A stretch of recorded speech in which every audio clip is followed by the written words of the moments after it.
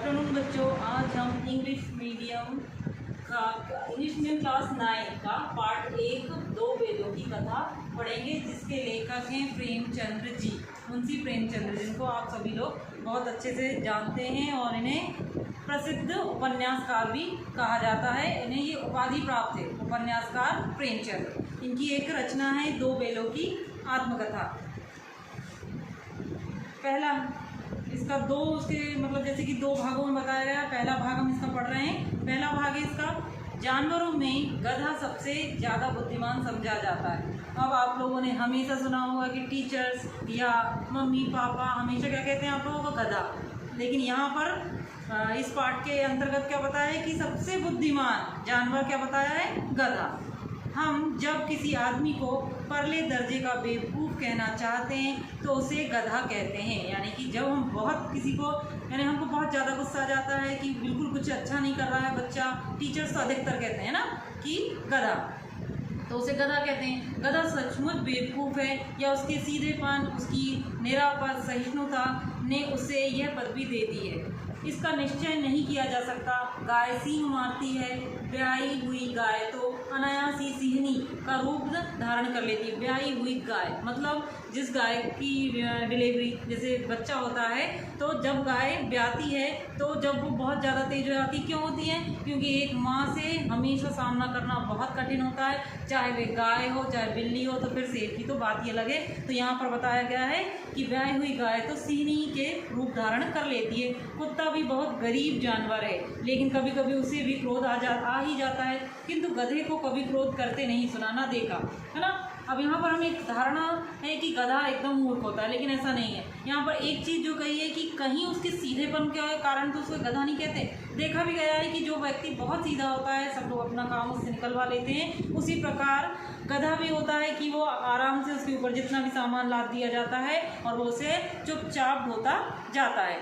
जितना चाहो गरीब को मारो, चाहे जैसी खराब हो सड़ी हुई घास सामने डाल दो, उसके चेहरे पर कभी असंतोष की छाया भी ना दिखाई देगी।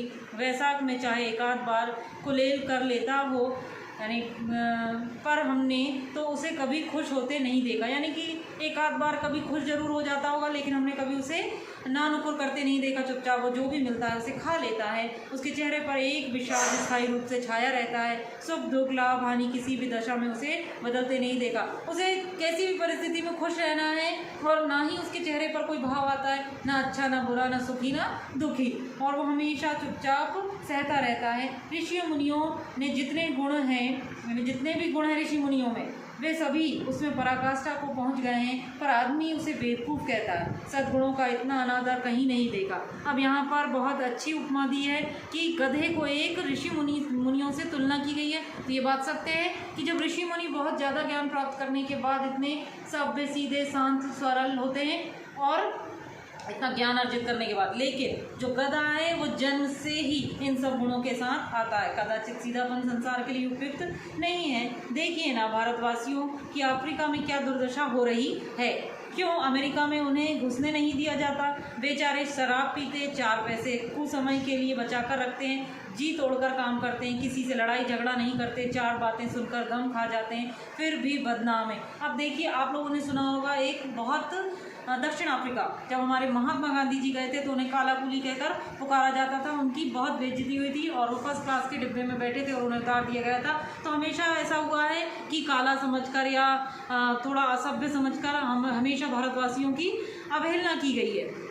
कहा जाता है वे जीवन के आदर्श को नीचा करते हैं। अगर वे भी ईंट का जवाब पत्थर से देना सीख जाते तो शायद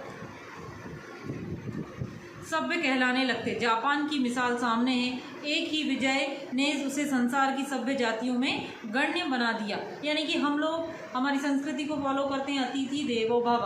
यानी कि हमारे यहाँ कोई भी आ जाए, चाहे देश में चाहे घर में, तो हम लोग क्या करते हैं, उसका बहुत अच्छे से, जो हमारे पास नहीं है उससे भी अधिक हम उसका स्वागत करने में कोई कसर नहीं छोड़ते। लेकिन हमारे जैसी संस्कृति सभी देशों की नहीं है। आगे देखते हैं। लेकिन गधे का एक छोटा भाई और भी है, जो उससे कम ही गधा है, और वह है बैल। अब बैल, अब या तो थोड़ा सा और थोड़ी गलती करते हैं तो उसको क्या कहते हैं, बैल के समान बुद्धि। जिस अर्थ में हम गधे का प्रयोग करते हैं, कुछ उसी से मिलते जुलते अर्थ में बछिया के ताऊ का भी प्रयोग करते हैं। अब बछिया का ताऊ कौन, देखते हैं। कुछ लोग बेल को शायद बेवकूफ़ों में सर्वश्रेष्ठ कहेंगे, मगर हमारा विचार ऐसा नहीं है। बेल कभी कभी मारता भी है, जब वो गुस्सा हो जाता है तो वो मारता भी।